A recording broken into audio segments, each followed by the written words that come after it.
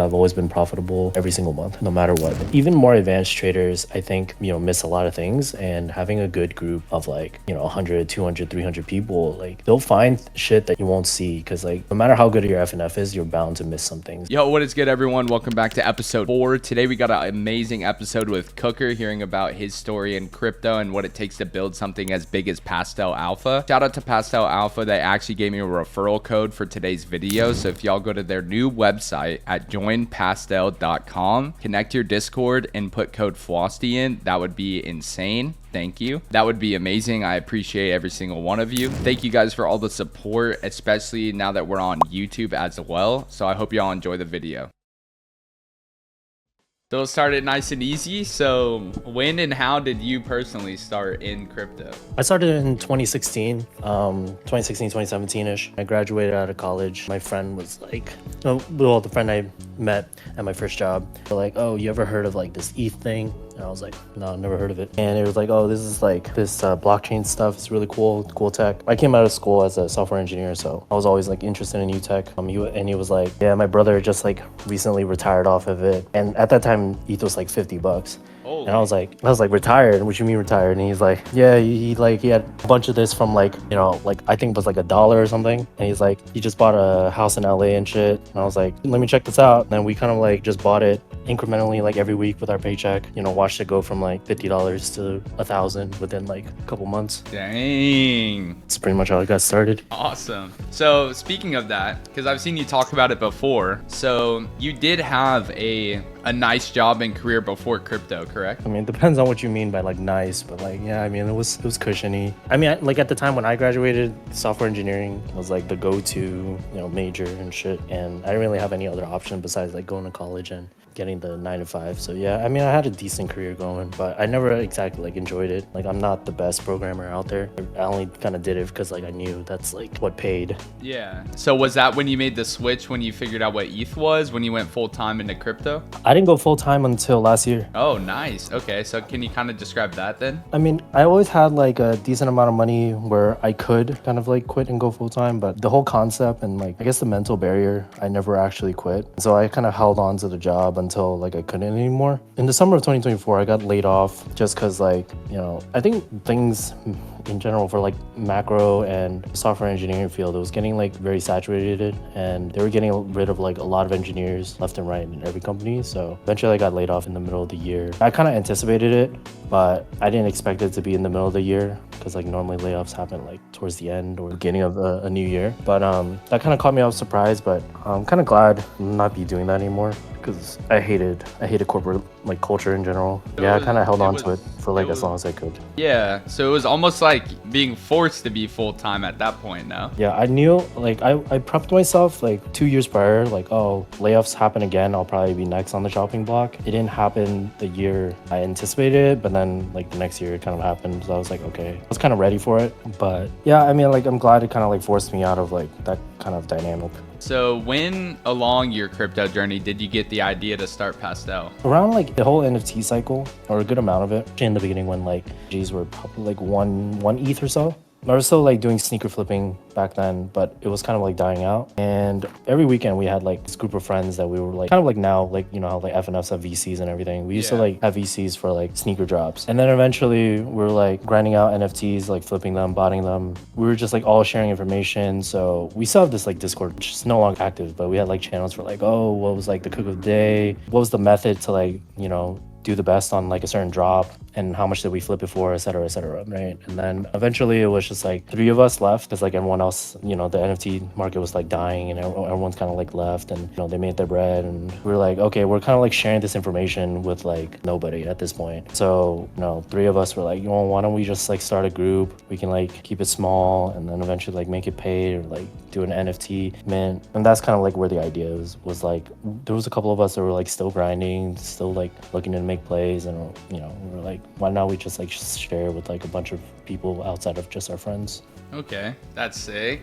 I've actually heard that before. A lot of these alpha groups actually involved like sneaker flipping and stuff like other side hustles, not just anything to do with crypto. I come from a background of like, in between my jobs, I've always done like side hustles. I've done like FBA, I've done drop shipping, and I've done sneakers. And then now I'm in like, you know, NFTs and coins and stuff. I ran the whole gamut. So I don't know, I've always had that mindset of like, you can make money anywhere and, you know, any way. So I think that's kind of how it came to be. One of our owners, he also had a group initially for sneakers. So that kind of like helped in terms of like building out the logistics of Pastel. Yeah, that's awesome. I heavily agree with that. Money is to be made everywhere. What were the biggest struggles you would say in the beginning of Pastel? One of the biggest struggles was marketing. I think marketing is always like a difficult thing, and it's a constant battle against like grab attention. If your group is not performing well, obviously you won't get any members, but like the only way you really kind of like are able to market yourself is like if you are able to perform well, especially when, you know, certain things, like certain situations, the odds are against you. So when NFTs were dying out, it became like increasingly difficult for me. It's like,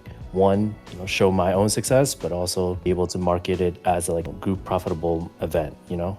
Yeah. So when y'all started Pastel, did y'all focus at all on, because it was mainly, what did you say, it was mainly Web3 marketing, or did y'all dial in on Web2 as well? No, we never really dived into Web2 at all. It was mostly like, you know, via Twitter and via like word of mouth through friends and stuff. It was never like Web2. I think that's one of those things that we never really like breached much. That's kind of why, you know, other people like RNG and others that like or streamer related or content focused.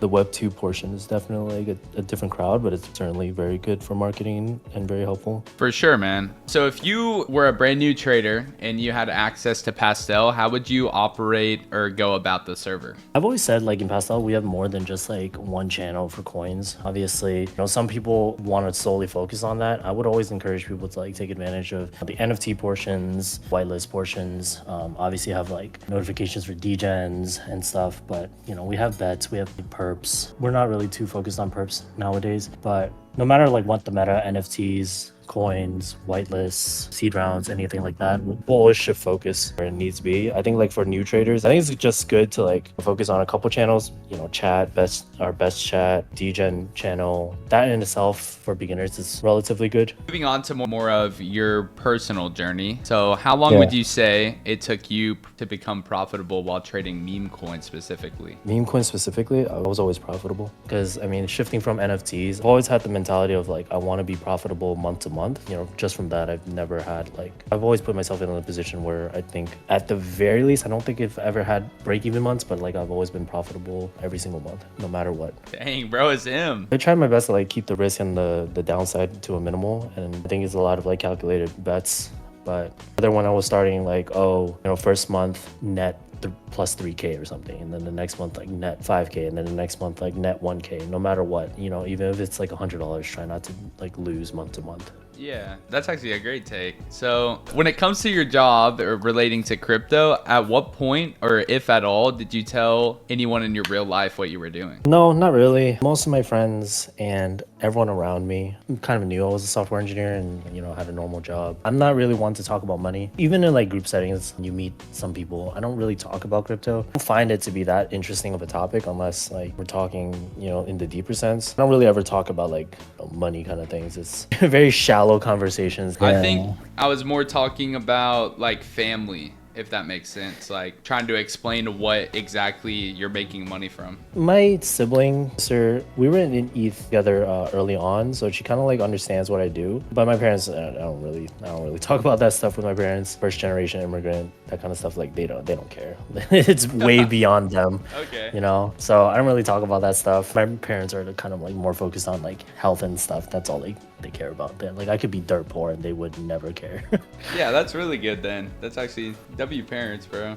I actually wanted to bring this up because I think this was one of the first tweets I actually saw from you. Maybe not. But I did see a tweet where you were talking about how you had students, whether they were Pastel or just random DMs, that you actually ended up funding. How did that go? And can you kind of talk about that? Yeah, I kind of like started with one of my friends that, well, I met them through Pastel probably 2 years ago, mid 2023, and he was a good contributor. We had a little FNF thing that we'd hang out and play games and you know, go for like ETH coins and stuff. And early on, I realized he'd be like, oh, find this coin. Maybe he finds at 50K and it goes to like 4 mil, right? And I'm like, holy shit, you're fucking paid. And then he'd be like, not up that. I'm only up like 0.5 ETH. And I'm like, 0.5 ETH? Oh, that's like 100x. What do you mean 0.5 ETH? And he's like, yeah, like I only bought like 0.05 ETH worth and gas costs like 0.03. So I'm like, I'm not even making that much. I'm like, wait, hold on. Were you always like this? And then he's like, yeah, that's like my port. I'm like, how is this your port? You found like, 4, 10x's, 50x's, whatever in the last week. And he's like, that's just how it is. And it's like, this is how much I'm buying with, this and that. And I was like, wait, hold on. Let me try to fix this. And then so like one day I DM him, I'm like, yo, if I give you like 5 ETH, keep doing what you're doing. You can do like a little split if you want to, but I want to see you succeed and shit. You're like always grinding with us, but I didn't know like you lost all your money to like all these ETH fees, right? Some people, they're really smart, right? But they're held back by like,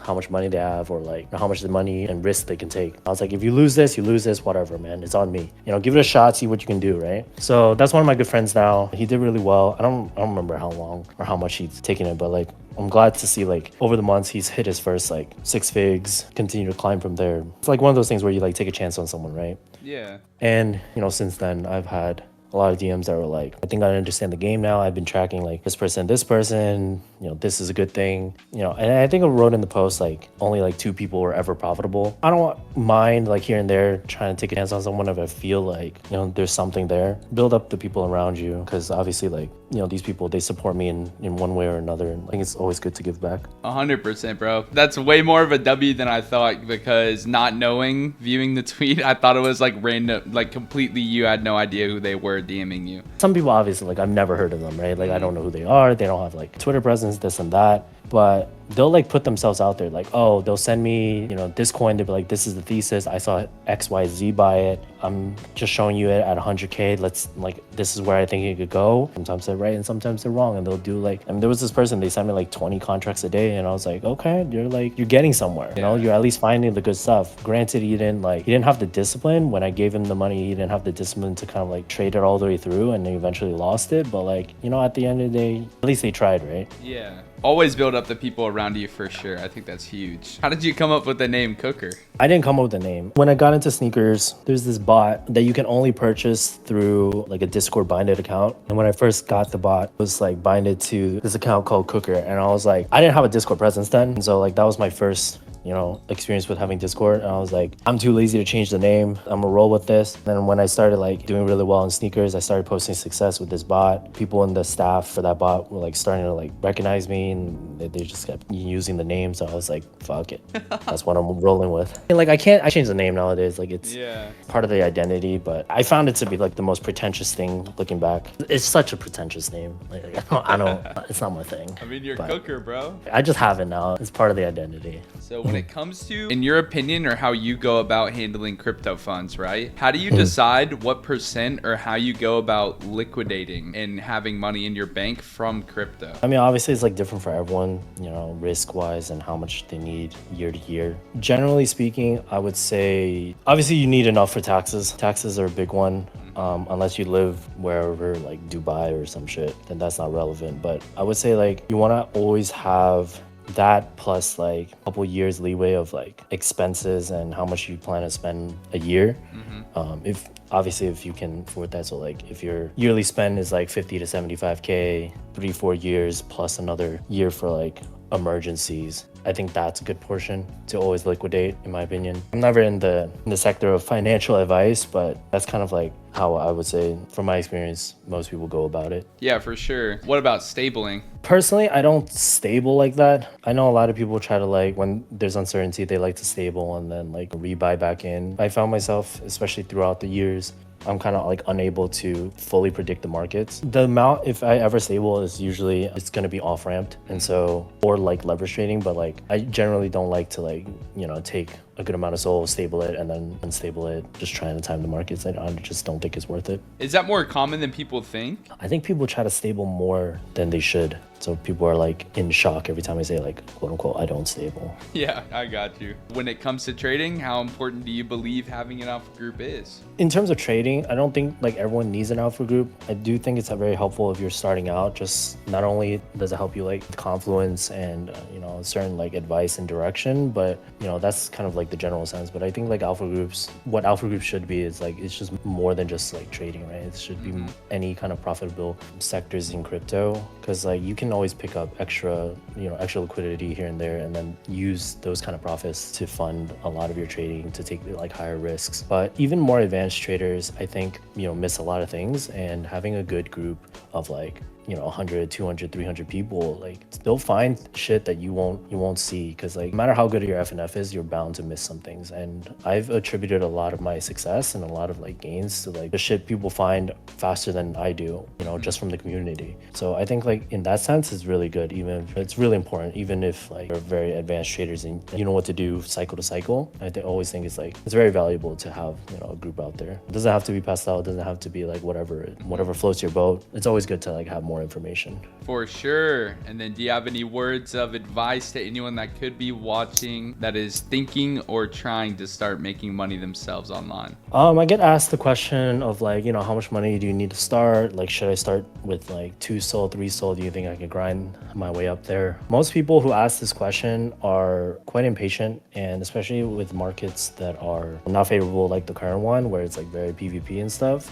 you're almost bound to lose it all. So in my opinion, like, don't start trading unless you're really confident, like you understand the landscape of things, not just like pump fund and not just like Axiom or Photon. Really want to understand like where majors are headed, what the current macroeconomics are.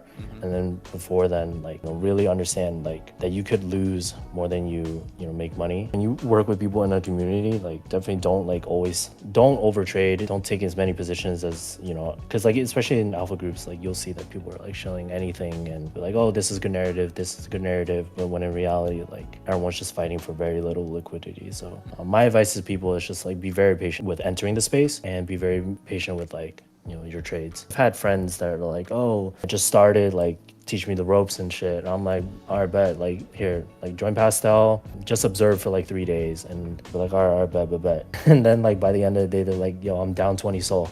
I'm like, dude, I told you to like observe for 3 days, and they're like, yo, I couldn't help myself. It's very, very common. And it sucks to see, especially because like a lot of these people are bound to lose money, and it's more common than what people think. And people generally in the world, I think they're smarter than they really are, and you get really humbled by the markets really quickly. Yeah, that's my advice to people. Just be patient.